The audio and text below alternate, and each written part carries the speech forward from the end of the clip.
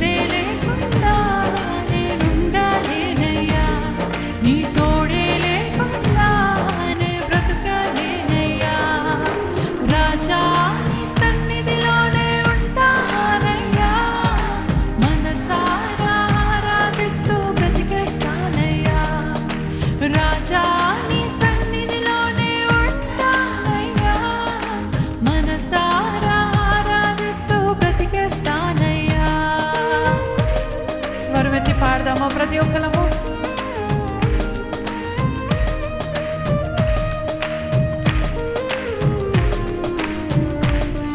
మనస్ఫూర్తిగా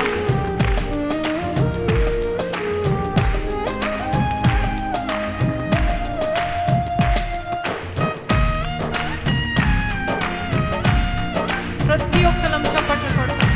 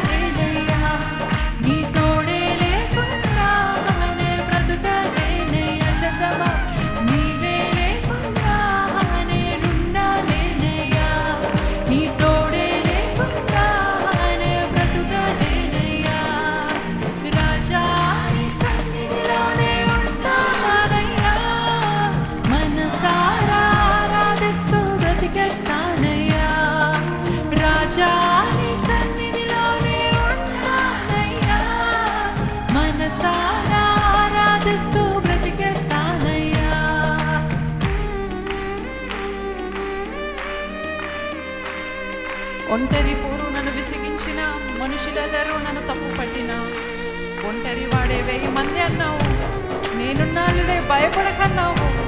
నేనంటే నీకు ఇంత ప్రేమ ఏంటయ్యా? ఎప్పుడైనా ప్రశ్న అడిగారా? నేనంటే ఇంత ప్రేమ ఏంటి ప్రభా?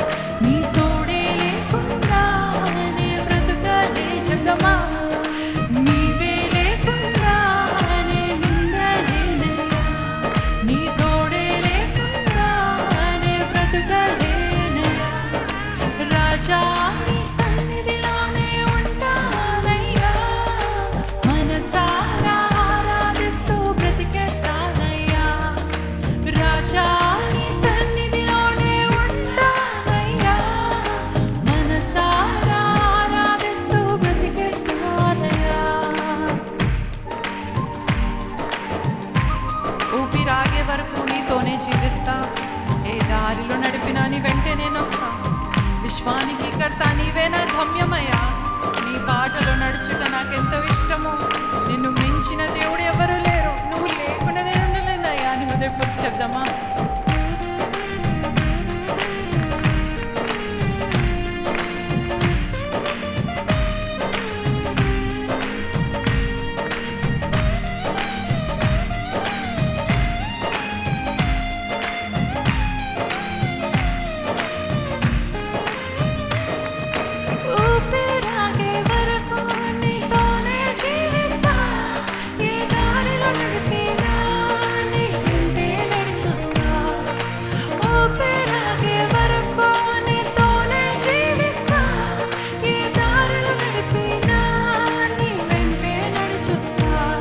విశ్వానికి కర్త నీవే నా గమ్యము.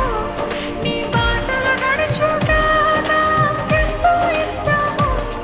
విశ్వానికి కర్త నీవే నా గమ్యము. నీ బాటలో నడుచుట నాకెంతో ఇష్టము. నిన్ను మించిన దేవుడే లేడయ్యా. నిన్ను మించిన దేవుడే లేడయ్యా. నేనుండలేనయ్యా, నే బ్రతుకాలని చెప్దామా?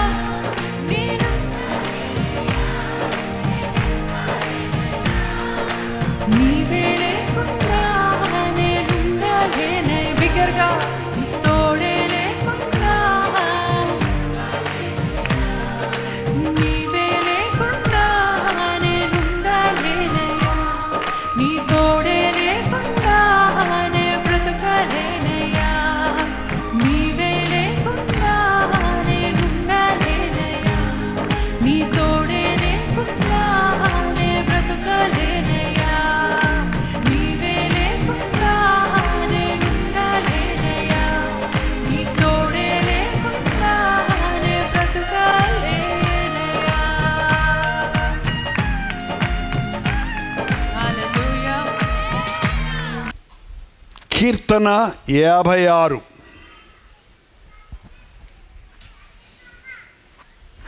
చదువుతున్నాను వినండి.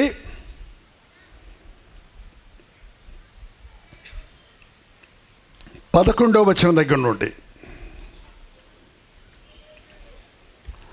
నేను దేవుని యందు నమ్మికించున్నాను, నేను భయపడను. నరులు నన్నేమి చేయగలరు? దేవా, నీవు మరణములో నుండి నా ప్రాణమును తప్పించి ఉన్నావు. నీవు జీవపు వెలుగులో దేవుని సన్నిధిని సంచరించున్నట్లు జారి పడకుండా నీవు నా పాదములను తప్పించి ఉన్నావు. నేను దేవుని యందు నమ్మిక ఉంచి ఉన్నాను, నేను భయపడను. దేనికి భయపడను? దేవునికి భయపడేవాడు మరి దేనికి భయపడడు? దేవునికి భయపడని వాడు ప్రతిదానికి భయపడతాడు. మనం దేవునికి భయపడితే ఏ నరుడు మనకి హాని చేయలేడు, ఏ అపవాది మనకి ఏ కీడు చేయలేదు. నీ పక్కన 10,000 మంది పడ్డా, 1000 మంది పడ్డా, నీ కుడి పక్కన 10,000 మంది పడ్డా నీకు ఏ అపాయమో రాదు. కరోనా వైరస్ వచ్చినప్పుడు ఎంతోమంది మరణించారు. మాకు తెలిసిన వాళ్ళు మరణించారు, మా ఇంట్లో వాళ్ళు కూడా మరణించారు అన్నోళ్ళు ఎవరో చేయి చూపించండి. మీకు తెలిసిన వాళ్ళు కూడా మరణించలేదా? న్యూస్ పేపర్లు చదవలేదా? మీ బంధువులు మరణించలేదేమో. మరి నువ్వు మరణించావా? మేము మరణించలేదు, సజీవంగా ఉన్నామన్నోళ్ళు అల్లు చెప్పండి. ఎందుకు బతుకుతున్నావు? ఎందుకు నిన్ను బతికించాడు? మాలాంటి పాస్టర్లు చాలామంది చనిపోయారు, నా కో పాస్టర్లు. నేను ఎప్పుడు అడుగుతాను దేవుడిని, నేను ఎందుకయ్యా నాకు వచ్చింది కరోనా వైరస్ వచ్చింది, కానీ మరణము తప్పించుట యెహోవా వశము. మరణము ప్రతి ఒక్కరికి వస్తుంది. మరణించిన తర్వాత నువ్వేం చేయలేవు, ఏడ్చినా ప్రయోజనం లేదు, ఏం చేయలేవు, మరి అవకాశం లేదు. ఒకేసారి ఒకే జీవితం జీవిస్తాం, మరణిస్తాం, తర్వాత తీర్పు ఉంది. ఈ జీవితం ఎంత ప్రాముఖ్యమైందో మనం ఎరిగితే, ఈ జీవితాన్ని దేవుడు మనకు ఆయుష్ను పెంచుతున్నాడంటే, మన కళ్ళ ముందే మనకంటే ఘనులు, మనకంటే ధనవంతులు, మనకంటే బలవంతులు, మనకంటే జ్ఞానవంతులు, మనకంటే చిన్నోళ్ళు మరణిస్తుంటే మనం ఇంకా సజీవుడిగా ఉన్నామన్నప్పుడు, మరణమును చూసినప్పుడల్లా మరణమును తప్పించిన ప్రభువును నువ్వు స్తుతించడం నేర్చుకుంటే, నువ్వు ఇంక యేసయ్యకు ఎందుకు స్తుతించాలి అనే మాట లేదండి. ఇక నీకు ఆయుష్ ఇచ్చిన దేవునికి నీవు కృతజ్ఞతలు చెల్లించాలి. బ్రతుకు చాలా విలువైనది. గమ్యం లేని బ్రతుకులు బ్రతుకుతున్నారు మనుషులు. ఎందుకు బ్రతుకుతున్నారో తెలియకుండానే బ్రతుకుతున్నారు. బ్రతుకంటే 3 నాళ్ళ ముచ్చట కాదు. బ్రతుకంటే ఏదో ఒకటి చేసుకొని ఈ లోకంలో సంపాదించుకోవటం కాదు. బ్రతుకంటే సమకూర్చుకోవటం, సంపాదించుకోవటం, సుఖపడటం అనుకుంటున్నారే కానీ, బ్రతుకు తర్వాత ఉన్న నిజమైన జీవితం, మరణము తర్వాత ఉన్న నిజమైన జీవితం కొరకు సిద్ధపడడానికే దేవుడిచ్చాడు ఈ జీవితాన్ని. ఈ జీవితంలో నువ్వేం చేస్తావో, ఈ దేహంతో నీవు ఎలా జీవిస్తావో దానిని బట్టే తీర్పు రోజు దేవుడు మనకు ప్రతిఫలం ఇస్తాడు. దేవుణ్ణి స్తుతించండి మీరు సజీవులుగా ఉన్నందుకు. అంతేకాదు, నేను దేవుడిని నమ్ముకున్నాను కాబట్టి నాకు ఏ అపాయము రాదు. ఈ రోజున అపాయాలు ఎట్నుంచి వస్తున్నాయో తెలియదు. మనం ప్రపంచ వార్తలు వింటుంటే, న్యూస్ పేపర్లో కానీ ఆ యొక్క న్యూస్ ఛానల్స్లో కింద వెళ్ళే ఆ లైన్లు వస్తాయి చూసారా, వాటిని చదివితే ఎప్పుడు ఎక్కడో ఒకడు ఎవడో ఒకడు చనిపోతూనే ఉన్నాడు, మరణిస్తూనే ఉన్నారు. గుంపులు గుంపులు మరణిస్తున్నారు. యుద్ధాల వలన, కరువుల వలన, భూకంపాల వలన, వరదల వలన, తుఫానుల వలన, యాక్సిడెంట్ల వలన, flight accidents, bus accidents, car accident, bike accident, నడిచిపోతుంటే కూడా చచ్చిపోతున్నాడు యాక్సిడెంట్ అయ్యి పక్కడొచ్చి గుద్దితే. మనం ఇంకా సజీవులుగా ఉన్నామంటే దేవుని కనుదృష్టి మన మీద ఉంది. నీ రాకపోకల యందు కాపాడు దేవుడనో నేనే. మా తాతల కాలంలో యాక్సిడెంట్లు అయ్యేవి కావు. ఎందుకంటే అందరు నడిచే వెళ్ళేవాడు, లేకపోతే ఎట్ల బండో గుర్ర బండిలోనే వెళ్ళేవాళ్ళు. డబ్బులు ఉన్నోళ్ళు అయితే ట్రాఫిక్ జామ్ ఉండదు. నేను కొత్తగా చెన్నై వెళ్ళే సమయానికి చెన్నైలో మాకు ఇంకా ఎట్ల బండ్లు ఉండేవి. రోడ్ల మీద, మౌంట్ రోడ్లో, మెయిన్ రోడ్డు మీద ఎట్ల బండ్ల మీదే సామాన్లు మోసుకెళ్తుండేవారు. పెద్ద పెద్ద ట్రాఫిక్ లేదు. కానీ ఇప్పుడు చూడండి, ఏ సిటీ చూసినా, ఎక్కడ చూసినా భయంకరమైన రద్దీ, స్పీడ్, వేగంగా పరుగులెడుతున్నారు. ఆ వేగమే మనిషిని ఆయుష్ను తరిగిస్తుందండి. దేవుడు కాపాడుతున్నాడు. ఇలాంటి ప్రదేశాల్లో, స్థల సమయాల్లో బయటికి వెళ్తే క్షేమంగా ఇంటికి వస్తామా లేదో. ఎంతమంది పిల్లల్ని స్కూల్ పంపిస్తూ ఆటో తలకిందులై పిల్లలు మరణించడం, దెబ్బలు తగలటం అనేది చూస్తుంటాం. మరణం తప్పిస్తున్నాడు దేవుడు. నాకు యాక్సిడెంట్ అయ్యిందండి అన్నవాళ్ళు ఎవరన్నా ఉంటే చేయి చూపించండి.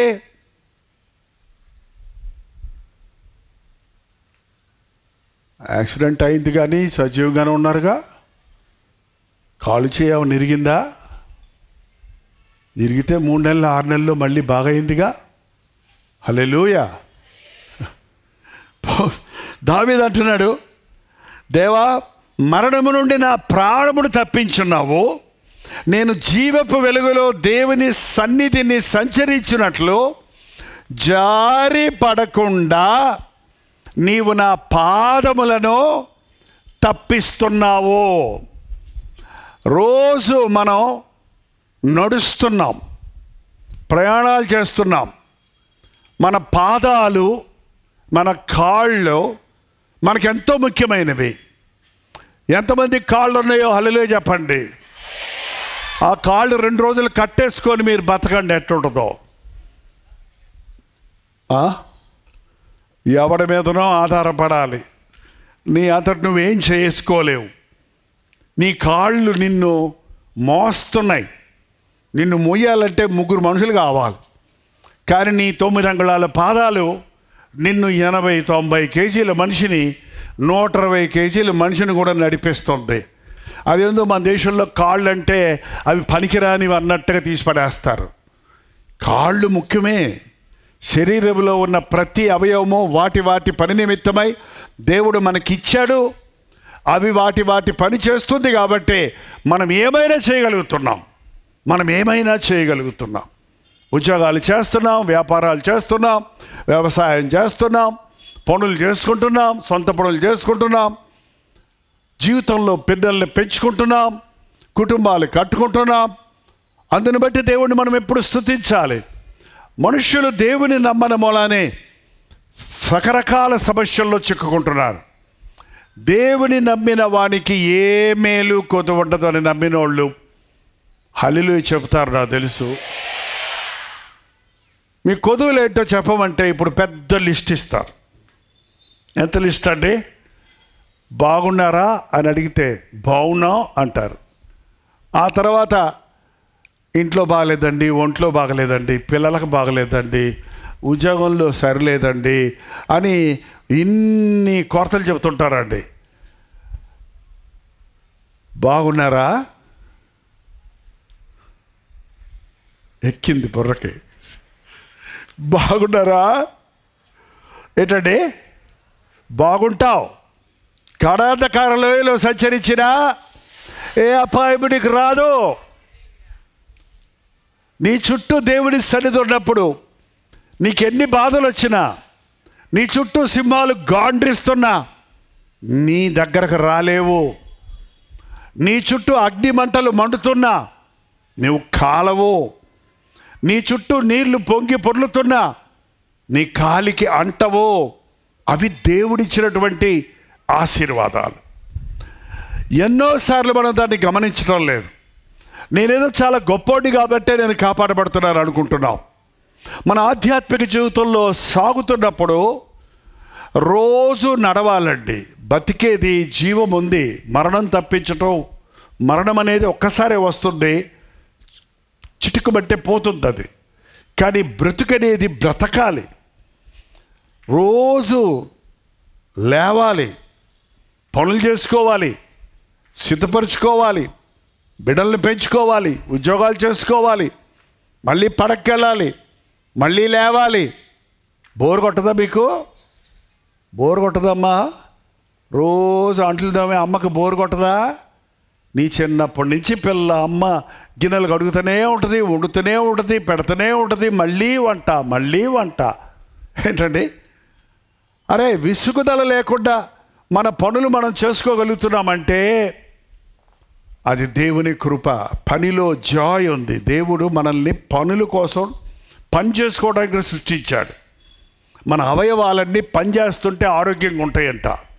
వైద్యులు ఏం చెప్తున్నారు? నువ్వు నడువురా నాయన, నీకు అన్ని ఆరోగ్యాలు కరెక్ట్గా ఉంటాయి,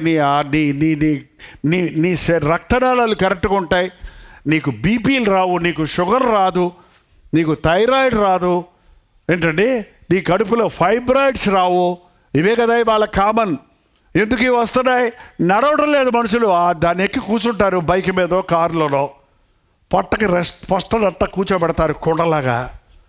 ఆ కొండ అట్టగా ఉంటుంది, ఈ కాళ్ళు చేతులు ఇట్టగా ఉంటాయి. ఇప్పుడు వేరే కష్టపడి పనిచేసేవాళ్ళు లేరు. కంప్యూటర్ పని ఎంత కష్టమో తెలుసా? కంప్యూటర్ మీద కూర్చునేవాళ్ళు ఎవడొస్తుని అడగండి, ఏం చదివావు? BTech MTech. ఏంటంటే ఇంకా దాంట్లో కొన్ని ఏదో మారుస్తాడు కావాలంటే. కంప్యూటర్ స్పెషలిస్టు, ఇది అది గ్రాఫిక్స్ డిటి నాకు అర్థమే కావుకోండి. ఇంతమంది సాఫ్ట్వేర్ ఇంజనీర్స్ అయిపోతే జాబ్స్ ఎలా వస్తాయి? మన దేశంలో జాబులే లేవు. అక్కడికి పోతే అమెరికాలో జాబులు దొరుకుతాయని పోతే వాళ్ళు ఇప్పుడు మీకు జాబులు లేవు పొమ్మంటున్నాడు. ఈ లోపల వాడు ఎవడో వచ్చాడంటే అక్కడ ఏఐ అంటాడు. ఎవడంటాడు పేరు? అందరూ ఏఐలు, బిఐలు, టిఐలు, టోఐలు వీళ్ళే వస్తారు. మనుషుల పేర్లు ఉండవే. ఏఐ గాడికి ఒక పేరుందా? అబే, వాడు అడిగితే వాడు చేసేస్తున్నాడు అన్నీ. వాడి గేదెలకి బర్రెలకు కూడానంట ఆ ఏఐ పెట్టేస్తారంట.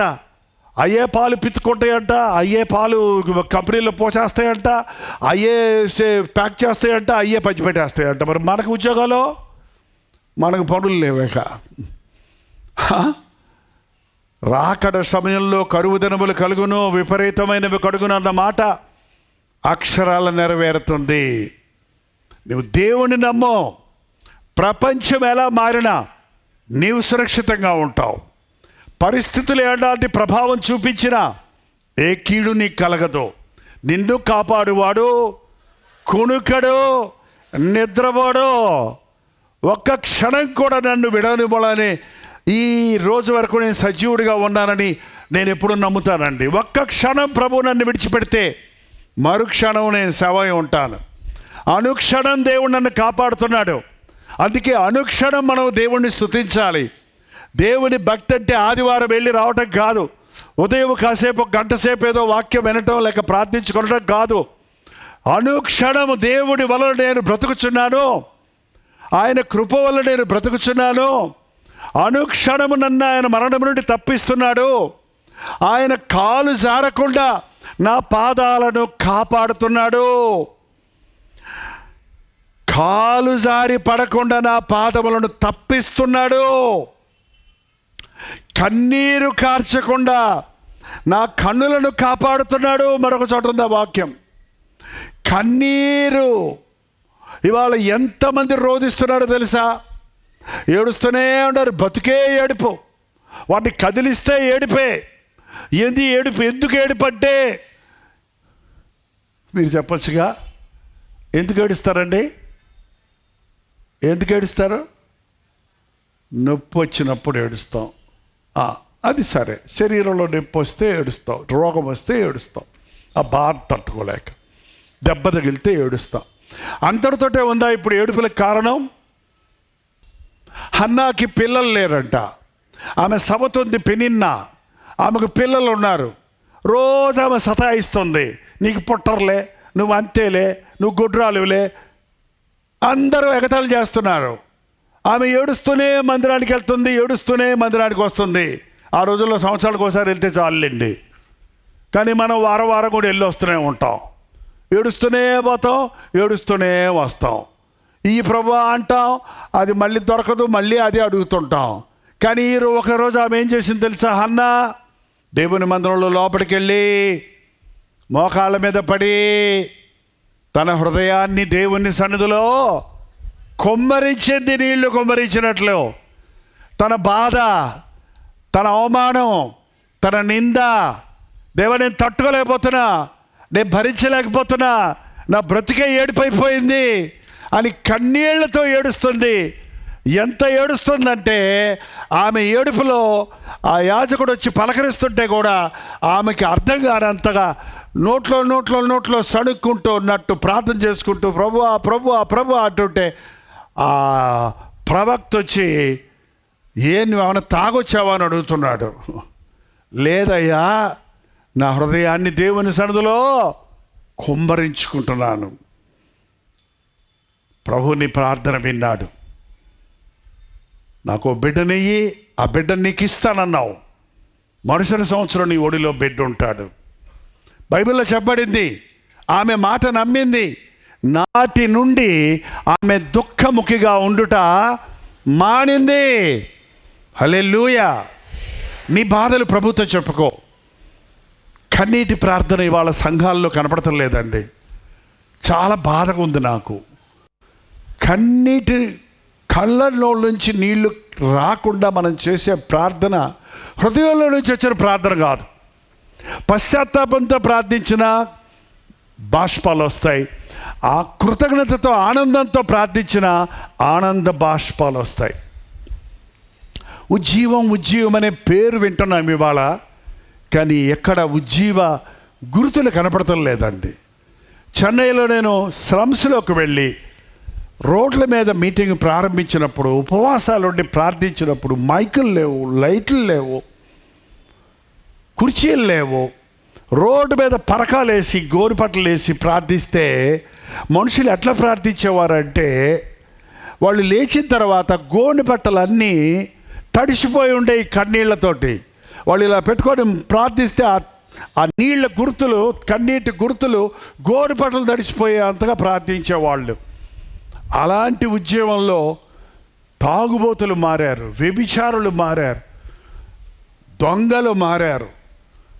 వారి ప్రతి పాపం కొరకు పశ్చాత్తాపడి ఒప్పుకొని విడిచిపెట్టి ఇప్పటికీ 45-50 సంవత్సరాలు అవుతుంది. మళ్ళీ వాళ్ళు వెనక్కి తిరగలేదు. ఇక అంత లోతుగా వాళ్ళు పశ్చాత్తాపడ్డారు కాబట్టి వాళ్ళు, వాళ్ళ పిల్లలు, వాళ్ళ పిల్లల పిల్లలు కూడా ఇవాళ ప్రభు బిడ్డలుగా ఉన్నారు. మనం చూడండి, ఇవాళ కన్నీటితో ప్రార్థించామంటాం, కన్నీరు రాదు కదా. ఎవరో అయ్యగారు వాగ్దానం ఇచ్చారు, మరుసటి సంవత్సరం నీకు బిడ్డ వస్తాడంటే హల్లెలూయా అనుకుంటూ వెళ్ళిపోయావు. బిడ్డ పుట్టాడు, పుట్టినోడికి బాగలేదు, పుట్టిన దగ్గర నుండి నీ దుఃఖం తీరలేదు, పుట్టిన బిడ్డ మధ్యలోనే చనిపోతున్నాడు. కారణం ఏంటి? నువ్వు నమ్మలేదు, నువ్వు ప్రభు మీద పూర్తిగా విశ్వాసం ఉంచలేదు, నీ హృదయంలో ఉన్న ప్రతి పాపము కొరకు పశ్చాత్తాపడలేదు. ఈరోజు ప్రభువు సన్నిధిలో నువ్వు కార్చే కన్నీరు, ఏకాంత ప్రార్థన ఎంతమందికి ఉంది మీలో? చేయి చూపించండి చూద్దాం. నువ్వు ప్రార్థన చేయనప్పుడు స్టేజ్ మీదకి వెళ్ళి మైక్ తీసుకొని ప్రార్థన చేయి అన్నాడా ప్రభు? ఏంటండి, నీ గదిలోనికి వెళ్ళి తలుపు వేసుకొని ఎవరిని చూడకపోయినా రహస్యమందు నీ దేవునికి ప్రార్థన చేయి. అప్పుడు రహస్యమందు చూస్తున్న దేవుడు నీ ప్రార్థనకు జవాబులు ఇస్తాడు. మనుషుల్ని అడిగితే అన్నీ దొరకవండి, మనకి ఏమీ దొరకవు చెప్పాలంటే. దేవుణ్ణి అడిగితే అన్నీ దొరుకుతాయి. నేను నేర్చుకుంది ఒకటే, నా హృదయాన్ని ప్రభుకి ఇచ్చినప్పటి నుండి నేను ఎవరిని ఏమి అడగను, ఎవరితో ఏమీ చెప్పను. నాకు అది ఉంటే బాగుండు, ఇది కావాలి, అది కావాలి. నా సొంత ఖర్చులకే కాదు, ఇవాళ సేవ చేయాలంటే బోల్డ్ బిల్స్ కట్టాలి, నెలలా బోల్డ్ పరిచర్యలో మందిరాన్ని మెయింటైన్ చేయాలి, సేవకుల్ని పోషించాలి, కుటుంబాన్ని పోషించుకోవాలి. ఏ విషయంలోనైనా సరే ఈ యేసయ్య దగ్గర అడిగితే ఇంతవరకు ఏ రోజు కూడా ఆయన కాదనలేదు.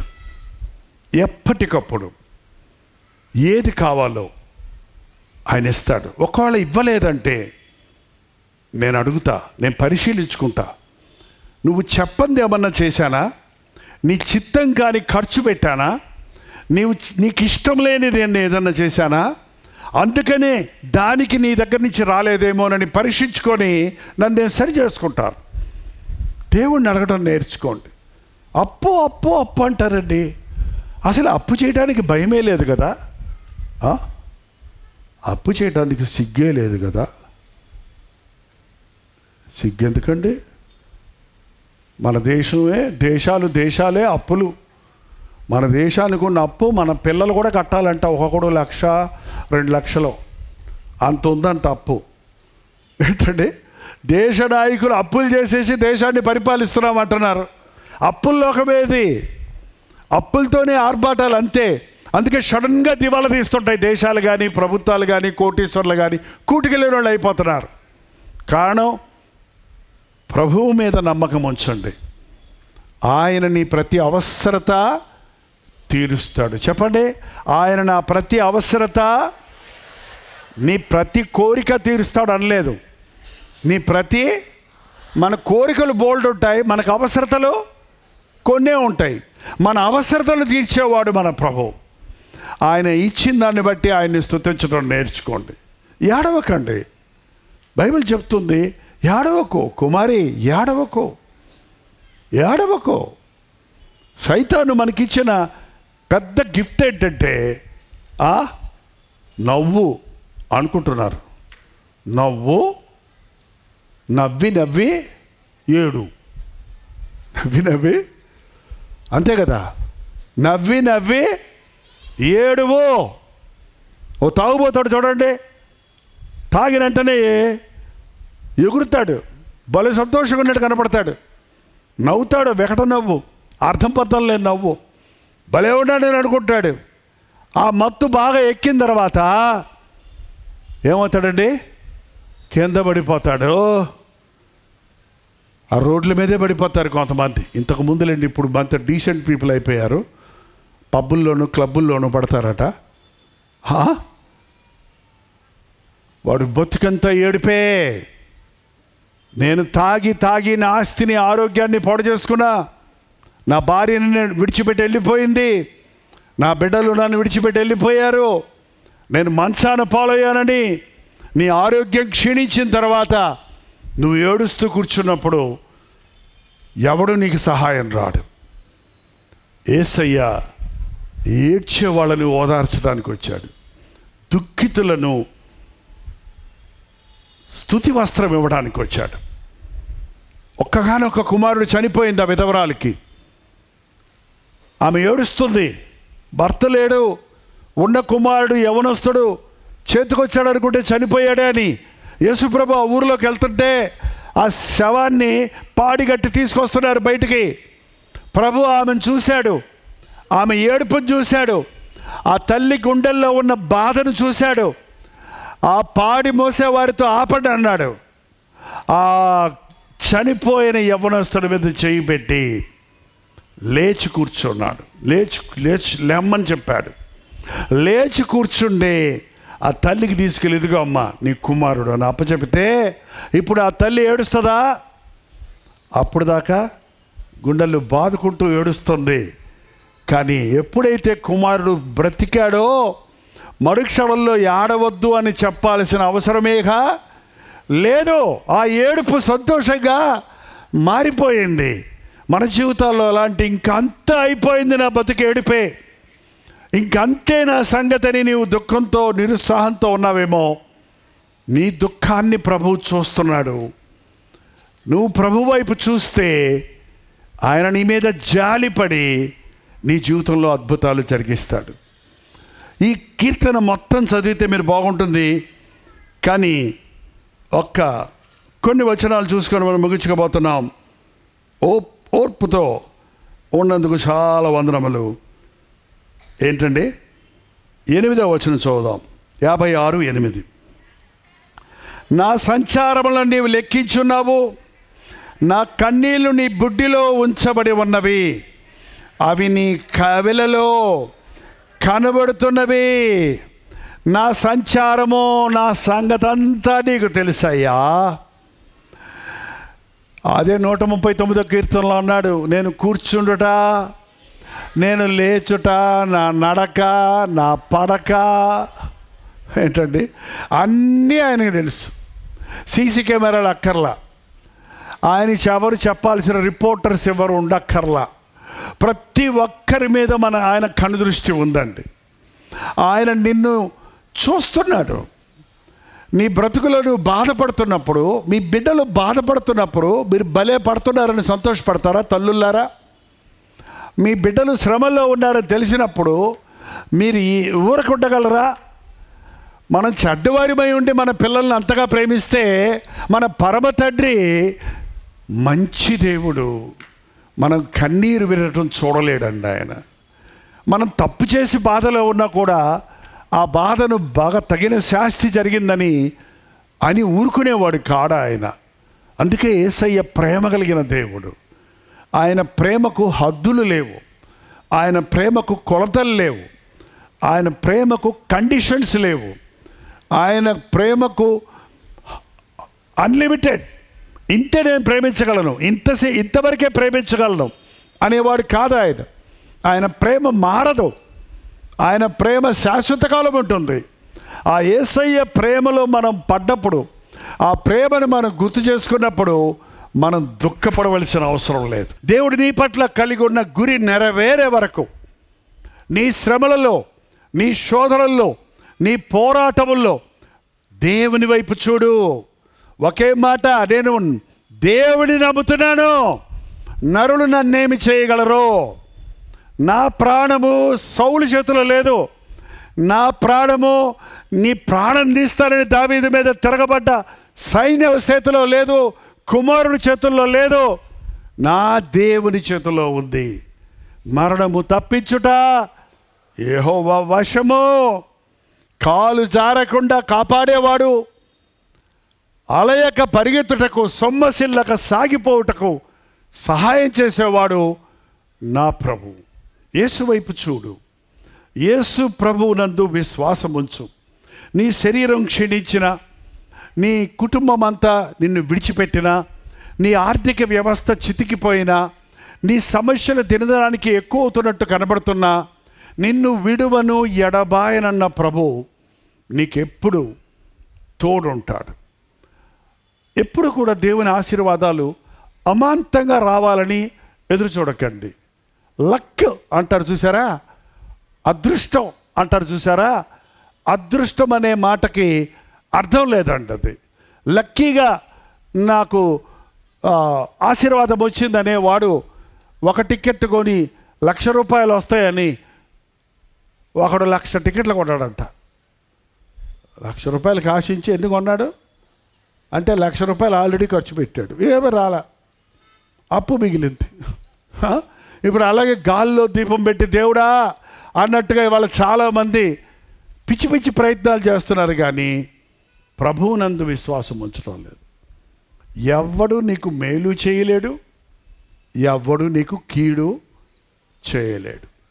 ఎవరి వలన నువ్వు బ్రతకడం లేదు, ఎవరి వలన నువ్వు నాశనమైపోవు. నిన్ను బ్రతికించేవాడు ఆయన, నిన్ను పిలిచేవాడు ఆయన. ఎవరా ఆయన? మీ ఆయన, మా ఆయన, మన ఆయన. ఎవరాయన? ఆయనే, ఆయనే. పాటలు వచ్చాయి కదా, ఇప్పుడు భలే పాడుతున్నారు కదా. ఆయనే సముద్రాన్ని సద్దుమణిగింపజేయువాడు ఆయనే, మృతులను లేపగలిగిన వాడు ఆయనే, కరువును సమృద్ధిగా చేయగలిగిన వాడు ఆయనే, కన్నీటిని తుడిచేవాడు ఆయనే, ప్రతి అవసరత తీర్చేవాడు ఆయనే. యేసు ప్రభువును నమ్మండి, ఆయనకు మొరపెట్టండి. నీ కన్నీరు ఆయన పుస్తకంలో రాసి పెట్టుకుంటున్నాడంట. కవిలలో నువ్వు రాసుకున్నావు, నీ బుడ్డిలో నువ్వు దాచిపెట్టావు. నేను ఇంత కన్నీరు కార్చాను, నా ప్రార్థన వినలేదన్నది ఎవరు కూడా. నీ ప్రార్థన ఎలాంటి సారవంతమైందన్నది నీ కన్నీటిని బట్టే కొలత వేస్తారండి.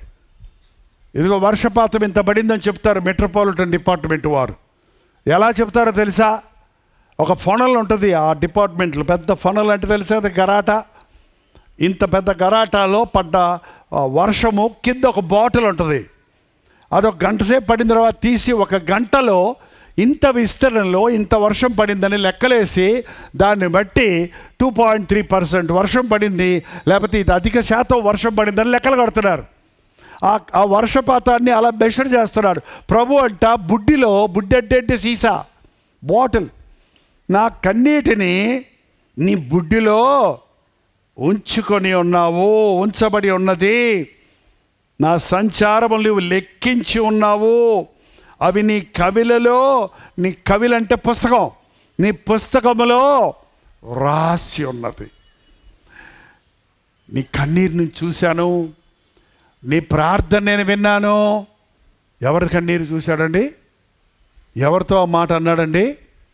నేను ముగిస్తాను చెప్తే మీరు.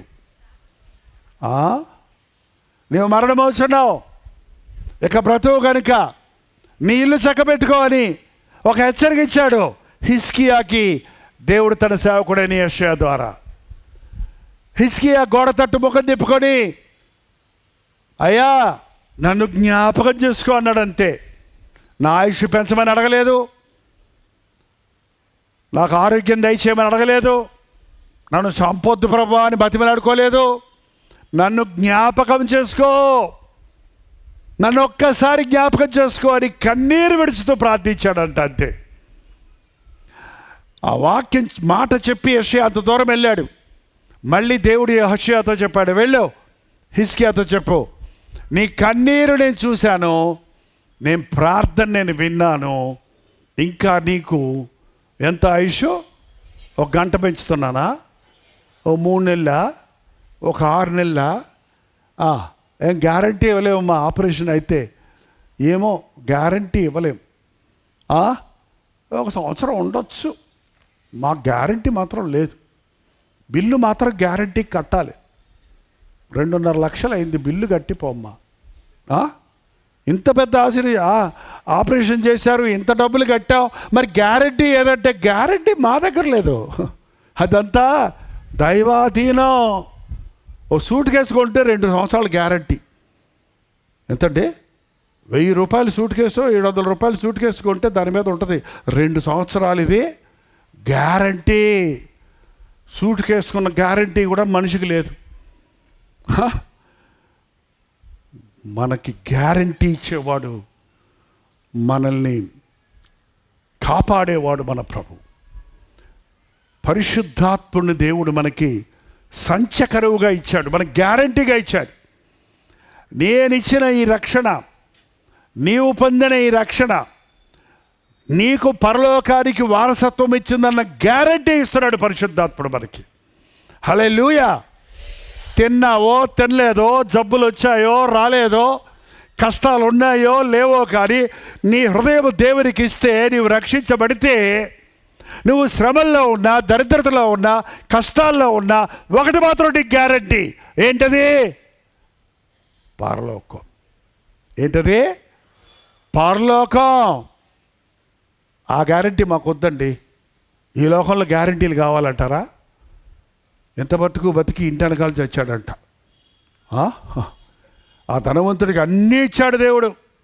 ఆ ధనవంతుడు దేవుణ్ణి ఎరగనోడు కాదు. వాక్యం తెలుసు ఆయనకి. అందుకే నరకంలో నుండి తండ్రివైన అబ్రహామా అంటున్నాడు. అబ్రహాం విశ్వాసమునకు పితరుడని తెలుసు, కానీ ఈ లోకంలో ఉన్నప్పుడు దేవుడిని నమ్మలా. దేవుడిని నమ్మాడు కానీ ఆస్తులు ఇస్తాయని, ధనం వస్తుందని, సుఖం కోరుకోవడానికే దేవుడిని నమ్ముకున్నాడు. ఈనాటి క్రైస్తవులాగా ప్రభు మాకు అది దయచేయి, ఇది దయచేయి, డబ్బులు దయచేయి, పొలం దయచేయి, ఇల్లు దయచేయి, మా అబ్బాయికి వీసా దయచేయి, మా అమ్మాయికి మంచి వరుడు దయచేయి. కట్నం అడగనోడు. మా అమ్మాయికి చాలా కట్నం తెచ్చే, మా అబ్బాయికి చాలా కట్నం తెచ్చే ఆ అమ్మాయిని దయచేయి అని అడుగుతాం మనం, లోక సంబంధమైన. కానీ అవన్నీ వచ్చిన చనిపోయినప్పుడు దిక్కులేనుడు అయ్యాడు. అక్కడ యాతన పడుతున్నాడు. ఇక్కడ ఆ లాజరు ఏం అడగలేదు దేవుణ్ణి. ఆరోగ్యం కూడా లేదు అతనికి, మందులు వేసేవాడు కూడా లేడు, కార్పొరేషన్ హాస్పిటల్లో చేర్చేవాడు కూడా లేడు. కానీ మనస్సాక్షిని కాపాడుకున్నాడు. ఈ శరీరం కృషించిపోతేనేమి, నాకు మహిమ శరీరం ఇస్తాడు దేవుడు. ఈ లోకంలో దరిద్రతుంటే ఏమి, పరలోకంలో బంగారు వీధుల్లో నేను నడుస్తా, నా తండ్రి కుడిపార్శ్వమున ఆయనతో జయించు వారికి ఇచ్చిన ఆ సింహాసనం మీద నేను కూర్చుంటా అని దాని మీద గురిపెట్టుకున్నాడు. కాబట్టి ఈ లోకంలో కళ్ళు మూసినప్పుడు దేవదూతలు వచ్చి అతన్ని పరదేశుకు తీసుకుని వెళ్ళాయి. ఈ లోకమే శాశ్వతం అనుకోవద్దండి. ఈ లోక సంబంధమైన వాటి కోసమే మనం ప్రభువును నమ్ముకునే వారిమైతే, ఈ లోకంలో ఉన్న వారందరికంటే మనం దౌర్భాగ్యులమని దేవుని వాక్యం సెలవిస్తుంది. నీ కన్నీటిని కూడా ఆనంద బాష్పాలుగా మార్చగలిగిన వాడు, నీ కరువులో నీకు సమృద్ధిని ఇవ్వగలిగిన వాడు, నీ బాధలో నీకు ఆదరణ ఇచ్చేవాడు, నీ కష్టాన్ని చూసి ఊరుకునేవాడు కాదు, నీతో ఉండడానికి ఆశపడేవాడు. యోసేపు ఐగుప్తులోకి వెళ్ళినప్పుడు ఎన్ని కష్టాలు పడ్డాడండి, ఎంత అవమానం పొందాడు. చేయని నేరానికి వ్యభిచారి, రేప్ చేయబడిపోయాడు. యజమానురాలు భార్యలని ఒక దూషణ వేసి చెయ్యని నేరానికి సరసాల్లో 2 సంవత్సరాలు పడేశారు తీసుకెళ్ళి. కానీ దేవుడు యోసేపుకు తోడై ఉన్నాడు. దేవుడు యోసేపును వదిలిపెట్టలేదు. చెరసాల నుండి నేరుగా సింహాసనానికి తీసుకొని వెళ్ళాడు. ఈ లోకంలో ఎన్ని కష్టాలు, శ్రమలు మనకున్నా, ఈ శ్రమలలో మనం యేసు వైపు చూస్తే, ఆయన కొరకు మన మనస్సాక్షిని కాపాడుకుంటే, ఈ లోక సింహాసనాలు కాదు మనకి, జయించు వారిని నాతో పాటు సింహాసనం మీద కూర్చుండబెట్టుకుంటానన్న ప్రభువు మనకున్నాడు. మీరు పరలోకంలో గొప్పవారిగా ఉండాలని ఆశపడుతున్నారా, భూలోకంలో గొప్పవారిగా ఉండాలని ఆశపడుతున్నారా? ఏమన్నారు? ఓ సండే స్కూల్ టీచరు లాజరు గురించి, ధనవంతుడి గురించి కథను పిల్లలకు ఎక్స్ప్లెయిన్ చేసి లాజరు బహుగా సంతోషించాడు, తర్వాత నరకంలో యాతన పడ్డాడు. ధనవంతుడు బహుగా సంతోషపడ్డాడు, తర్వాత నరకంలో యాతన పడ్డాడు. అయితే లాజరు బాధపడ్డాడు, పరలోకంలో ఆనందపడుతున్నాడని చెప్పి, పిల్లలారా మీరు లాజర్లా ఉండాలనుకుంటున్నారా, ధనవంతులా ఉండాలనుకుంటున్నారా అని ప్రశ్న వేసిందట టీచరు.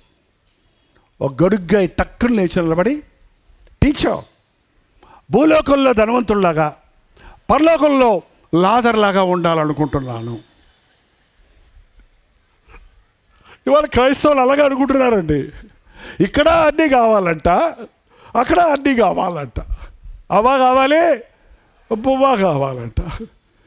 కుదరదు. ఈ లోకంలో మీకు శ్రమ కలుగును, ఆయనను ధైర్యం తెచ్చుకొనుడి, నేను మీకు తోడై ఉంటాను. మీ హృదయములను కలవరపడనీకుడి, నా సమాధానం నేను ఇచ్చి వెళ్తున్నాను, లోకం ఇచ్చినట్లు కాదు. శ్రమలలో ఉన్న సంతోషం క్రీస్తుతో మనతో ఉన్నప్పుడు శ్రమల్లో కూడా అసలు శ్రమ తెలియదండి. శద్రకు మేషకు అబేద్నెగోలను అగ్నిగుండంలో పడేసినప్పుడు ఆ రాజు చూస్తుంటూ అన్నాడు, ఏంటయ్యా మనం ముగ్గురినే కదా వేశాం, అక్కడ నలుగురు కనపడుతున్నారేంటి, వాళ్ళు సంచరిస్తున్నారేంటి, వాళ్ళు సంతోషంగా తిరుగుతున్నారేంటి, అందులో మంటలు మండుతుంటే అక్కడ చక్కగా హాయిగా దే ఆర్ ఎంజాయింగ్. ఎందుకంటే ఎవరున్నారు అక్కడ? నాలుగో వ్యక్తి ఎవరు? ప్రభువు ఉన్నాడు. కాబట్టి వాళ్ళను బయటికి తీస్తే వాళ్ళు వస్త్రాలు కాలేదు, వాళ్ళ వెంట్రుకు కూడా కాలేదు. అంటే ఆ మంట ఆర్టిఫిషియలా? వాళ్ళని బయటికి తీసేవాళ్ళు కాలిపోయారట. వాళ్ళు తోసేస్తే వాళ్ళు నిమిషంలో బూడిదైపోయారు. నీ అగ్నిలో నుండి వెళ్ళినా నీకు ఏ అపాయం రాకుండా కాపాడుతాడు. నువ్వు యేసయ్యను నమ్ముతున్నానంటున్నావు, నమ్ముతున్నావా? నమ్ము, నిజంగా నమ్ము. మేలైనా కీడైనా ఆయన్నే నమ్ము. అన్నీ ఉన్న యోబు నమ్మాడు, అన్నీ పోయినా కూడా దేవుణ్ణే నమ్మాడు. అన్నీ ఉన్నప్పుడు హల్లెలూయా చెప్పగలిగాడు, అన్నీ పోయినప్పుడు కూడా హల్లెలూయా. యెహోవా ఇచ్చెను, యెహోవా తీసుకొనెను, ఆయన నామమునకే మహిమ కలుగును గాక. ఒకటి, మీ జీవితంలో దేవుడి చేతులకు అప్పగిస్తే ఆయనకు తెలియకుండా, ఆయన చిత్తము లేకుండా ఏ కీడు మీకు జరగదు, ఏ అపాయము మీకు రాదు. నా బ్రతుకులో అనుభవ సాక్ష్యంతో ఎన్నోసార్లు ఇంతే, నేను సేవ చేయలేను, ఈ సేవను కొనసాగించలేను, ఇలాంటి మనుషుల మధ్య ఉండలేను, ఇలాంటి వాళ్ళ దగ్గర నేను సేవ చేయలేను అని చాలాసార్లు చాలా విధాలుగా చాలా పరిచర్యల్లో విసిగిపోయాను, ఆగిపోదాం అనుకున్నానే కానీ నా ప్రభువు నన్ను విడిచిపెట్టలేదు, నన్ను నడిపిస్తూనే ఉన్నాడు. ఈరోజు వరకు ఆత్మలను సంపాదించాలి, సంపాదించిన ఆత్మలను పరిపూర్ణులుగా చేయాలి. ఎప్పుడు ఆయన నీతిని రాజ్యాన్ని మనం వెతుకుతామో అప్పుడు ఆయన అన్నీ మనకి అనుగ్రహిస్తాడు. అంటే మొదట దేవునికి సమయం ఇయ్యి, మిగిలిందంతా దీవించబడుతుంది. ఈ సమయంలో నీ కన్నీరు దేవుడు చూస్తున్నాడు. ఆయన మన ప్రతి కన్నీటి బాష్పాన్ని తుడిచివేస్తాడు. నీ అవసరత ఆయన ఎరుగున్నాడు, నీ ప్రతి అవసరతను ఆయన తీరుస్తాడు. నీ సమస్యలు ఆయనకు తెలుసు. ఆ సమస్యల్లో నీవు ఆయనకు మొరపెడితే, ఆపత్కాలంలో నీవు నాకు మొరపెట్టు, రేపు నేను నీకు జవాబిస్తానన్నాడా? ఎప్పుడు? ఇమ్మీడియట్గా ఆయన జవాబిస్తాడు. ఈ మధ్యకాలంలో నాకు ఒకటి మళ్ళీ చెప్పాలనిపిస్తుంది. చెప్పిందే చెప్పటం అనుకుంటున్నాను కానీ వైజాగ్లో చెప్పలేదు. ఈ మధ్య నాకు దేవుడు ఇచ్చిన ఆ గ్రహింపు ఏంటంటే, ఇంతమందిని ఇప్పుడు ప్రార్థన చేసుకుందాం అన్నప్పుడు మీరు నోరు తెరిచి నిజంగా మన అవసరతలన్నీ వేరు. మీ అవసరత వేరు, వాళ్ళ అవసరతలు వేరు, వాళ్ళ అవసరతలు వేరు, వాళ్ళ బాధ వేరు, వీళ్ళ బాధ వేరు, వీళ్ళ సంగతి వేరు, వాళ్ళ సంగతి వేరు. ఇంతమంది ఇన్ని విషయాలు ఒకేసారి దేవునికి చెప్తున్నప్పుడు అందరి ప్రార్థన ఒకేసారి ఆయన వినగలడా? ఎలా వింటాడు? ఇద్దరు ఒకసారి మాట్లాడితే నాకు అర్థం కాదే. నలుగురు ఒకేసారి అంటే ఆగా అంటారు, అర్థం కాదే. మరి ఆయన ఎలా వింటాడు?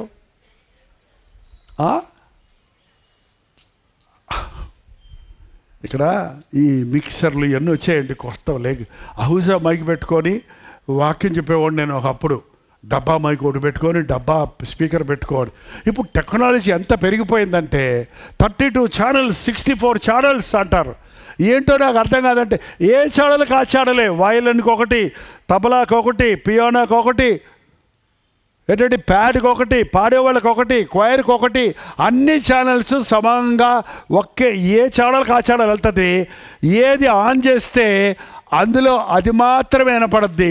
ఒక మనుషుడే 64 ఛానల్స్ పెట్టి అన్ని వాయిద్యాలు స్పష్టంగా వినగలిగితే మన పరమ తండ్రి దగ్గర ఎన్ని ఛానల్స్ ఉంటాయి? ఆయన ఎంతమంది మనుషులు. నీ ఛానల్ నీకు సపరేట్గా ఉంది. ఏంటది? నీకు నీ దేవునికి వినపడేటట్టు వేరెవ్వరికి వినపడదు. నువ్వు మాట్లాడేది దేవునికి వినపడుద్ది, దేవుడు మాట్లాడేది నీకు వినపడుద్ది, నాకు వినపడదు, పక్క వాళ్ళకి వినపడదు. అది డైరెక్ట్ ఛానల్ అన్నమాట, నాట్ ఇండైరెక్ట్. మళ్ళీ ఎవడు మానిటర్ చేయరు, టెలిఫోన్ ఎక్స్చేంజ్ చేయమక్కర్లా. డైరెక్ట్గా నీకు ఛానల్ అప్పుడే నువ్వు పుట్టినప్పుడే క్రియేట్ చేసి పెట్టాడు. నువ్వు పుట్టినప్పుడే క్రియేట్ చేసి పెట్టాడు. నేను పెంచలేని బిడ్డలని మోషన్ తీసుకెళ్ళి జమ్ముపెట్టలో పెట్టి నీళ్ళల్లో వదిలేస్తే ఆ పిల్లోడు ఏడిచాడంట. మోసే ఆ ఏడు వినపడింది. అక్కడ వినపడింది, దేవుడు కనపడిపోయింది. అరే మోసే ఏడుస్తున్నాడు. ఎక్కడికి పోయింది ఆ దోనే? ఆ జబ్బు పెట్టి ఏదో ముసలి నోట్లక ఆ దేశంలోనే ఫరో రాజు యొక్క కుమార్తె నెక్స్ట్ రాణి ఆమె దగ్గరికి వెళ్ళిందండి. ఆమె తీసి చూసినప్పుడు అది ఐగుప్తీయులు వేసిన గుడ్డ గుర్తుంటుంది వాళ్ళకి డిజైన్. అది చూసినా కూడా ఆ బిడ్డను చూడగానే ఆమెకి ఏం పుట్టిందంట? ఇష్టం పుట్టింది. ఆ బిడ్డను ఎత్తుకొని పేరు ఎవరు చెప్పారు? ఆమె పెట్టింది పేరు. మోషే అని పేరు పెట్టుకుంది. కానీ దేవుడు ఆ మొర విని అక్కడ కార్యాలు జరిగించాడు. నువ్వు ఏడిస్తే అక్కడ వినపడద్ది. ఆయన దూతలను పంపి ఎవడి ద్వారానో ఏ విధంగానో ఏదో విధంగా నీ అవసరత తీరుస్తాడు. ఒకేసారి ప్రపంచంలో ఉన్న వాళ్ళందరూ ఎన్ని భాషల్లో ప్రార్థన చేసినా అందరి ప్రార్థన ఒకేసారి వినగలిగినంత శక్తి కలిగిన వాడు నా దేవుడు. హల్లెలూయా, హల్లెలూయా. అంత మాత్రమే కాదు, ప్రపంచంలో కోట్ల బిలియన్స్ ట్రిలియన్స్ పీపుల్ ఒకేసారి నాయనా దేవా నా బాధ ఇది, నా సమస్య ఇది, నా కష్టం ఇది, నా స్థితి ఇది, నా మీద దయ చూపించు, నాకు సహాయం చేయి అని ఒకేసారి ఎలుగెత్తి కేకలేస్తున్నా అందరికీ ఒకేసారి సమాధానము చెప్పగలిగినంత గొప్ప దేవుడు నా యేసయ్యా. హల్లెలూయా. ఎప్పుడైనా ఆలోచించారా? పాస్టర్ గారి ప్రార్థన మాత్రం స్పెషల్గా వింటారనుకున్నారా? పాస్టర్ గారులకు పెద్ద ఛానల్ ఉన్నట్టు గొట్టాలు ఉన్నట్టు అనుకుంటున్నారు. అన్నీ అయ్యగారికి చెప్తే అయ్యగారు మనకు చెప్తారు. అక్కర్లా. దేవునికిని నరులకును మధ్యవర్తి ఒక్కడే, ఆయన మా పాస్టర్ గారు. అవునా? ఎవరమ్మా మధ్యవర్తి? ఒక్కడే ఆయన, క్రీస్తు యేసు అను నరుడిగా వచ్చి నీ శ్రమను, నీ బాధను, నీ సంగతిని, నీ కష్టమును, నీ కన్నీరును, నీ నిందను, నీ ఆవేదనను అన్నీ అనుభవించాడు ఆయన. అన్ని విషయాల్లో మన వల్ల శోధించబడ్డాడు కాబట్టి మనల్ని అర్థం చేసుకుంటాడు ఆయన. కాబట్టి మనకు వెంటనే సరైన విరుగుడిస్తాడు, జవాబిస్తాడు. ఎంత గొప్ప యేసయ్యను వదిలిపెట్టి ఎందుకంటే మనం మనుషుల్ని నమ్ముకుంటున్నాం, గురువులను నమ్ముకుంటున్నాం. పాస్టర్ గారులు ఉన్నారు దేవుడు మనల్ని నడిపించడానికి, అంతేగాని మన చేయి తీసుకెళ్ళి ప్రభు చేతిలో పెట్టే వరకే మనకు పాస్టర్ కావాలి చెప్పాలంటే. ఆ తర్వాత నువ్వు నీ దేవుడు కలిసి జీవించాలి, అనుదినము దేవుని మాటలు విని. నీవు దేవుని మాట, దేవుని ముందు నీ హృదయం సరిలేనప్పుడు దేవుడు నీతో మాట్లాడు, పాస్టర్ ద్వారానే మాట్లాడతాడు, లేదా ఎవరి ద్వారానే మాట్లాడతాడు. కావాలంటే గాడి ద్వారా కూడా మాట్లాడతాడు. ఎవరితోటే? గాడిద మాట్లాడింది బిలాము ప్రవక్తతోటి. ప్రవక్తాడు కానీ గాడితో మాట్లాడించాడు, చేసే పని బుద్ధి లేని పని చేస్తుంటే. దేవుడు నీకున్నాడండి. నేను నేర్పించేది ఒకటే, మీరు ప్రభువును నమ్మండి, ప్రభు వైపు తిరగండి, ప్రభువుకు మొరపెట్టండి, ప్రభువుకు సన్నిధిలో ప్రార్థించండి. వ్యక్తిగతంగా మీరు ప్రార్థించుకోండి, ఒంటరిగా మీరు ప్రార్థించండి. మీ లోకంలో ఏదైనా వేస్ట్ అవుద్దేమో కానీ ప్రార్థన వృధా కాదు. నువ్వు స్పెండ్ చేసిన నీ టైం అంతా ఎక్కడైనా వృధా, కానీ దేవుని సన్నిధిలో గడిపిన ప్రతి క్షణం నీకెంతో మేలు, నీకెంతో దీవెన. మరి ముఖ్యంగా బైబిల్ చదవండి. ఈరోజు భక్తులు బైబిల్ చదవటం లేదు. బైబిల్ చదివితే దేవునితో మాట్లాడతాడు. నువ్వు ప్రార్థన చేస్తున్నప్పుడు దేవునితో నువ్వు మాట్లాడుకుంటున్నావు. రాయబడిన వాక్యం మారదు. ఆకాశము భూమి గతించును కానీ నా మాట నిరంతరము నిలుచును అన్నాడు.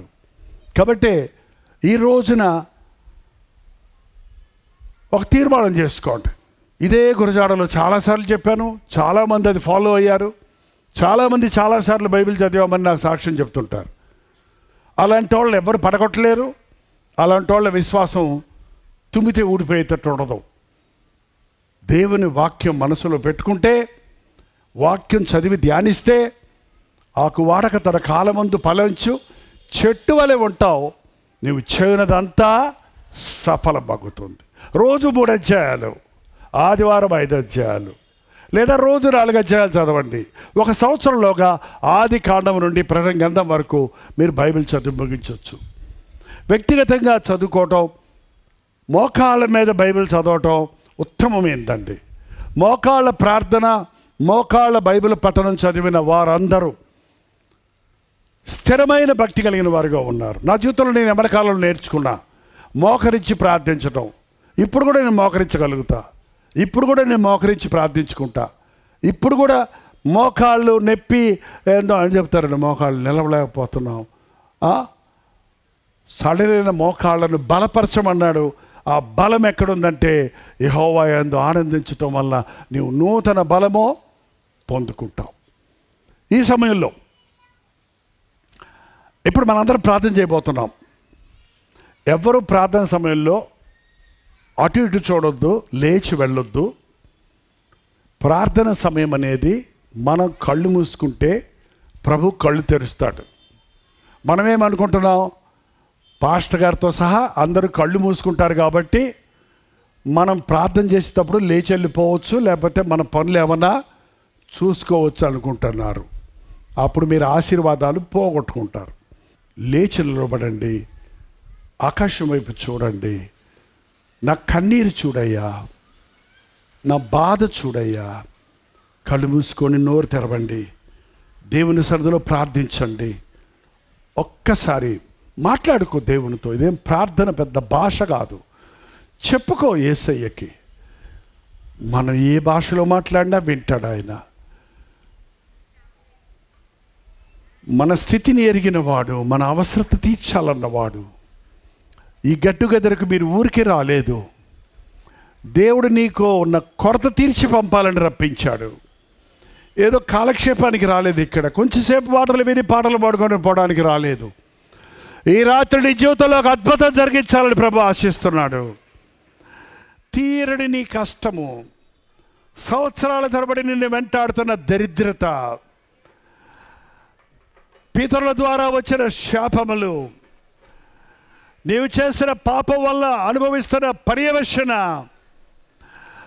తొలగించడానికి ప్రభు మన మధ్య ఉన్నాడు. నీ శరీరంలో ఏ భాగములో ఏ రోగముందో ఆయనకు తెలుసు. నిన్ను స్వస్థపరచే యెహోవాను నేనే అన్న ప్రభు నీ ప్రతి అవయాన్ని ముట్టడానికి ఈ రాత్రి సిద్ధంగా ఉన్నాడు. నమ్ముతున్నావా? నమ్ముట నీ వల్ల అయితే నమ్ము వారికి సమస్తము సాధ్యం. ఏ రోగంతో బాధపడుతున్నావు? సంపాదనంతా హాస్పిటల్లో మందులకి సర్జరీలకి ఖర్చు పెట్టుకుంటున్నావు.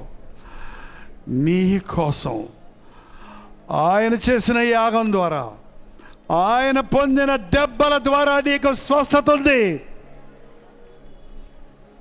ఈ రోగ బాధ నుంచి నేను పీడించబడుతున్నానయ్యా,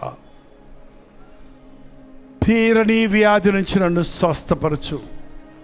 నోరు తెరవండి, నోరు తెరవండి. అది క్యాన్సర్ అయినా, అది టీబీ అయినా, అది థైరాయిడ్ ప్రాబ్లం అయినా, అది కడుపులో ఫైబ్రాయిడ్స్ అయినా, అది సంతానహీనమైన,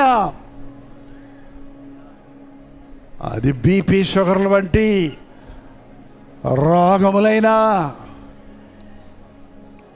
నీ మనసులో ఉన్న ఒత్తిడి, నీకు సమాధానం లేకుండా ఉన్న డిప్రెషన్ అయినా, మానసిక వ్యాధి అయినా, శారీరక బాధ అయినా, యేసయ్యకు సాధ్యం.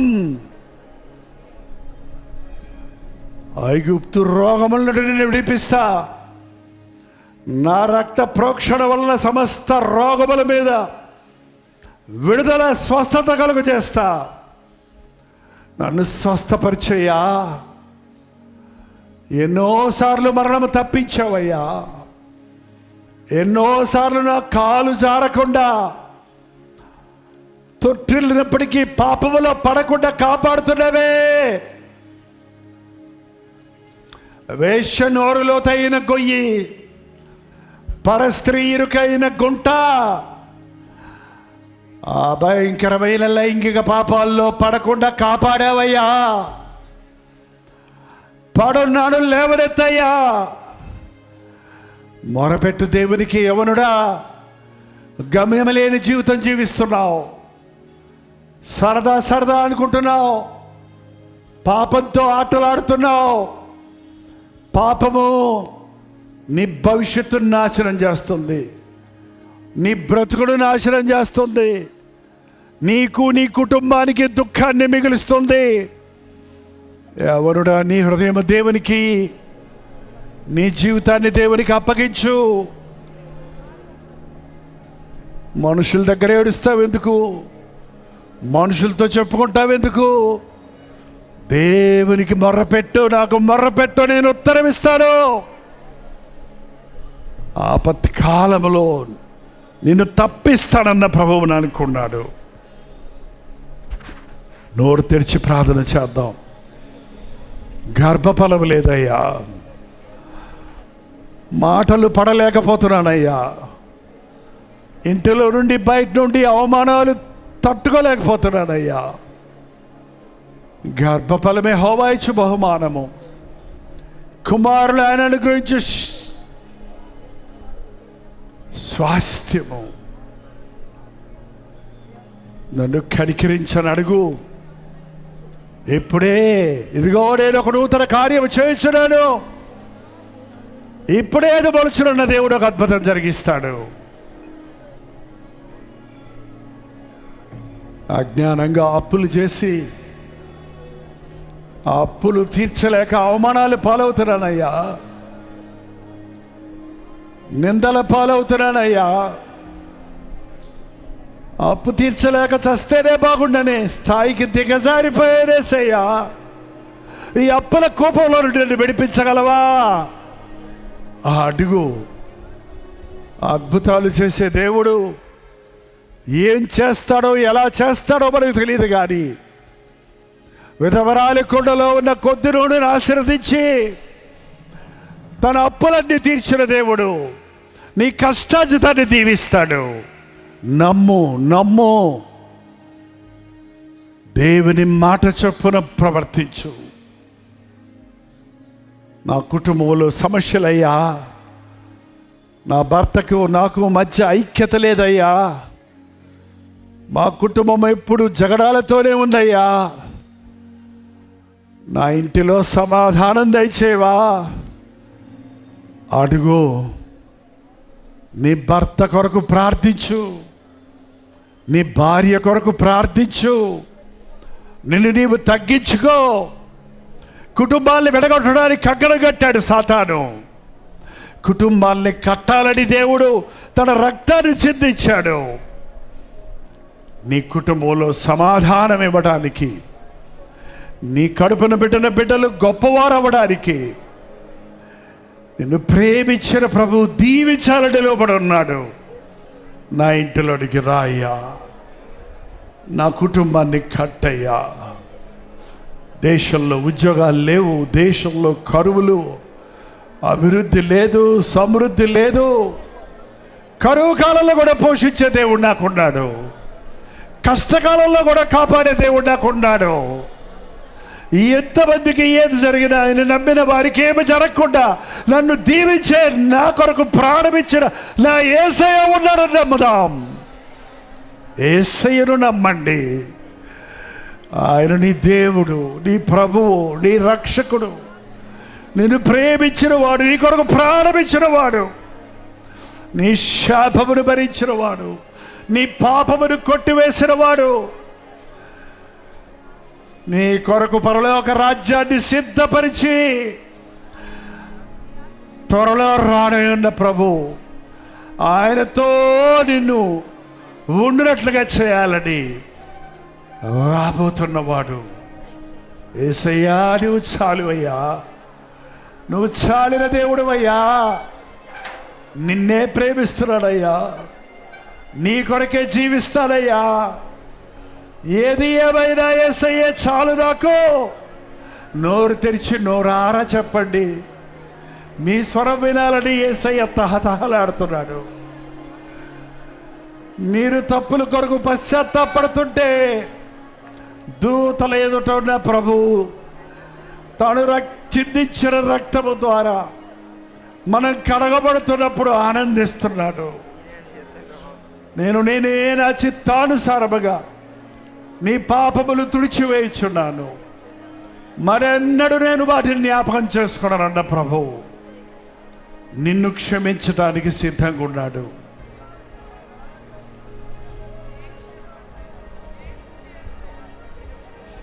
పరిశుద్ధుడా, ప్రేమగల్ల తండ్రి, ఈ రాత్రి ఆవరణలో కూడి వచ్చిన నీ బిడ్డలందరి మొరలు ఆలకిస్తున్న యేసయ్య, ప్రతివాడి స్వరమును వినగలిగిన, ప్రతివాడి మొరను ఆలకించగలిగిన, ప్రతివారి అవసరత తీర్చగలిగిన అద్భుతకరుడమైన అనంతుడమైన దేవా, నీకు వందనములయ్యా. మా ప్రార్థన విన్నందుకై వందనములయ్యా. ప్రార్థనలో మీరేమేమి అడిగారో అవి మీకు దొరికినవని నమ్మిన ఎడల అవి మీకు దొరకనని చెప్పావు. నమ్ముచున్నాము నాయన. నీ బిడ్డలు నోరు తెరిచి నిన్ను అడిగినవన్నీ నీవు ఇచ్చున్నావని విశ్వసిస్తున్నాము తండ్రి. ఇప్పుడే ఆ సూచనలు మేము అనుభవించుటకు సహాయం చేయము. ఇది మొదలుకొని నేను మిమ్మల్ని ఆశీర్వదిస్తానన్న మాటతో ఇక్కడ నుండి వెళ్ళుటకు సహాయం చేయను ఆయన. ఎన్నో మార్లు ఎన్నో విషయాల్లో మేము తప్పిపోతున్నాం, జారిపోతున్నామయ్యా. జారిపోకుండా మమ్మల్ని కాపాడయ్యా. తప్పిపోయిన మమ్మల్ని వెతికి రక్షించడానికి వచ్చిన యేసయ్యా, నీకు వందనాలయ్యా. ఎంత పాపినైనా తోసివేయని దేవా, నీకు వందనములయ్యా. ఎన్నిసార్లు దుఃఖపెట్టినా ఇంకా క్షమించే యేసయ్యా, నీకు వందనాలయ్యా. ఈ రాత్రి అపవాది ఆలోచనలు చెదిరిపోవును గాక. దేవుని తలంపులు మన అందరి పట్ల నెరవేరుడు గాక. అపవాది సంఖ్యలన్నీ తెగిపోవును గాక. ప్రభు హస్తాలలో మన ముందుము గాక. దేవా, నీవు చేసిన మేలులకై వందనములు, వందనములు, వందనములు నాయన.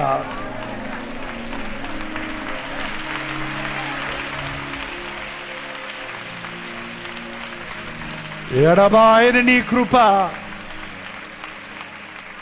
నీ క్షమ, నీ దీవెన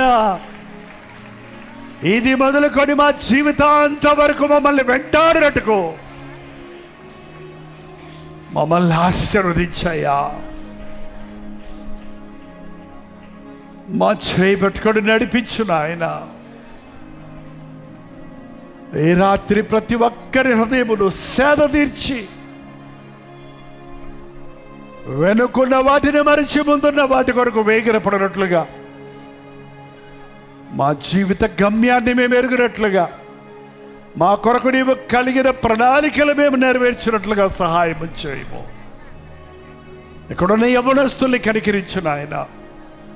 యవనేచ్ఛలు విడిచిపెట్టి ప్రభువులకు ప్రార్థన చేయు వారితో కూడా నీతిని, ప్రేమను, సమాధానమును, విశ్వాసమును వెంటాడుటకు సహాయం చేయము. ఇక్కడున్న మా చిన్న పిల్లల కోసం ప్రార్థిస్తున్నామయ్యా. చిన్న పిల్లలు వచ్చిన టెక్నాలజీకి బానిసలైపోక, ఆ టెక్నాలజీని నీ కొరకు వాడేవారిగా, వారి తెలివిని, వారి యొక్క ప్రవీణతను నిన్ను మహిమపరిచి సువార్త ప్రకటించుటకు వాడుటకు సహాయం చేయము. వృద్ధులను కనికరించు నాయన. అలిసిపోయి ఉన్నారయ్యా, కృంగిపోయి ఉన్నారయ్యా. బ్రతుకు భారమై చివరి దశలో ఉన్న నిరుత్సాహముతో ఉన్న వారిని ముదిమి వయసు వచ్చే వరకు ఎత్తుకొని వాడని నేనే అన్నావు కదా. నీ ఆదరణ వారికి దయచేయము. ఈ లోకం విడిస్తే నీ రాజ్యంలో ఉంటామన్న విశ్వాసం మాకు కలుగజేయము. వ్యక్తిగతంగా ఎవరికి ఏ అవసరతలు ఉన్నాయో, ఏ కొరతలు ఉన్నాయో, ఈరోజు అవన్నీ మాకు నీవు తీర్చినందుకై వందనములయ్యా. నమ్ముచుడమయ్యా, విశ్వాసం లేకుండా సహాయం చేయము. యేసుక్రీస్తు నామములో అడుగుచున్నాను తండ్రి, ఆమేన్. మన తండ్రి అయిన దేవుని యొక్క ప్రేమయు, కుమారుడైన క్రీస్తు యొక్క కృపయు, ఆదరణకర్త అయిన పరిశుద్ధాత్ముని యొక్క సన్నిధియు ఇప్పుడును సదాకాలమును మనకు తోడై ఉండును గాక. ఆమేన్, ఆమేన్, ఆమేన్. అందరికీ వందనాలండి. హల్లెలూయా. న్యూఢిల్లీ, ఢిల్లీ పరిసర ప్రాంతాల్లో ఉన్న వారందరికీ శుభవార్త. భవిష్యత్తుమైతే ఈ మార్చ్ 26వ తారీఖు ఒక హాలిడే కనుక ఒక ప్రత్యేకమైన 1 డే గెట్ టుగెదర్ను మీ కొరకు ఢిల్లీలో ఏర్పాటు చేస్తున్నాం. మీరు తెలుగు వారైనా, హిందీ వారైనా, మరి ఇతర భాషలకు చెందిన వారైనా రండి. సోషల్ మీడియా ద్వారా, టెలివిజన్ కార్యక్రమాల ద్వారా దేవుని వాక్యాన్ని వింటున్న మిమ్మల్ని ఆధ్యాత్మికంగా బలపరచాలని, మీ కొరకు ప్రార్థించాలని, ముఖాముఖిగా మిమ్మల్ని చూసి మీ కొరకు ప్రత్యేకంగా ప్రార్థించాలని, పరీక్షలు రాసేవారి కొరకు ప్రార్థించాలని ఢిల్లీ వస్తున్నాం. మార్చ్ 26వ తారీఖు మధ్యాహ్నం 2 గంటల నుంచి 5 గంటల వరకు, 6 గంటల నుంచి 10 గంటల వరకు 2 సెషన్స్గా ఈ 1 డే గెట్ టుగెదర్ జరుగుతుంది. YWCA Constantia hall, gate number 1, Gurdwara Bangla Sahib, Ashok road, New Delhi. ఇంకా విషయం మీకు వివరాలు కావాలంటే ఈ QR కోడ్ని మీరు స్కాన్ చేసుకోండి, లేక 893939393939 నెంబర్కి వాట్సాప్ పెట్టండి, లేక కాల్ చేయండి. మీరందరూ తప్పక వస్తారని, ప్రభు సన్నిధిలో మనందరం కలిసి ఆయన వాక్యమును ధ్యానించుటకు, పాడి స్తుతించుటకు, మరి ముఖ్యంగా ముఖాముఖిగా మనం చూసి మీకోసం ప్రార్థించుటకు ఆశిస్తున్నాను. రండి, దేవుని సన్నిధిని, దేవుని విడుదలను అనుభవించాలి.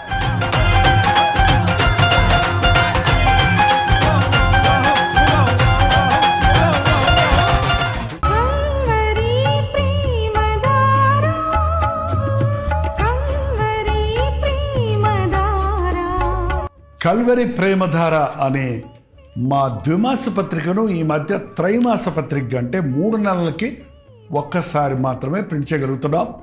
మరి గత 40 సంవత్సరాల పైబడి కొనసాగుతున్న ఈ పత్రికను ఆపు చేయటం ఇష్టం లేక దీన్ని త్రైమాస పత్రికగా మార్చున్నాం. మీరు కలువురు ప్రేమధార పత్రికను చదువుతున్నారా? ఒక ఉచిత పత్రిక కావాలంటే ఇవ్వాలే మీ పేరు, చిరునామా, అడ్రస్తో పాటు ఇంటి నెంబర్తో పాటు క్లియర్గా పంపించండి. తప్పకుండా ఒక ఉచిత పత్రికను మీకు పంపిస్తాం.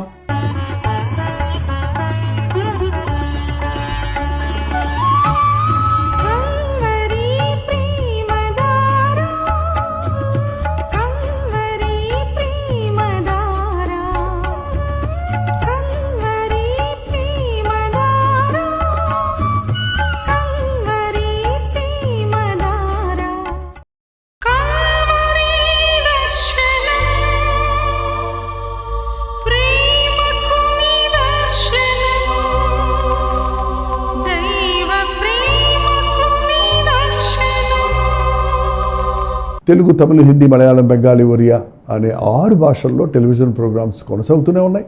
భారభరితమైన పరిచయంలో మీరు సహకరించాలని ఆశిస్తే, ప్రభు మిమ్మల్ని ప్రేరేపిస్తే మీ విరాళాలు, కానుకలు పంపించవచ్చు. అవి నేరుగా టీవీ ఛానల్స్కి వెళ్తాయి. అందులో ఏది మేము మా సొంత ఖర్చుల కొరకు ముట్టుకోవట్లేదు, వేరే పరిచయ కొరకు ముట్టుకోవట్లేదు. టెలివిజన్ పరిచయలో ఇంకా సువార్త వినని వారికి అది అందించాలని ఆశతో ఒక 20 సంవత్సరాలుగా కొనసాగుతున్న పరిచయం కొరకు ప్రార్థించండి. మీ సహకారాన్ని అందించండి. ఈ విషయం మీకు ఇంకా వివరాలు కావాలంటే 89393939 అనే నెంబర్కి మార్నింగ్ 10 నుంచి ఈవినింగ్ 10 లోపల మీరు ఫోన్ చేయండి. వివరాలు మీకు తెలియజేస్తాం.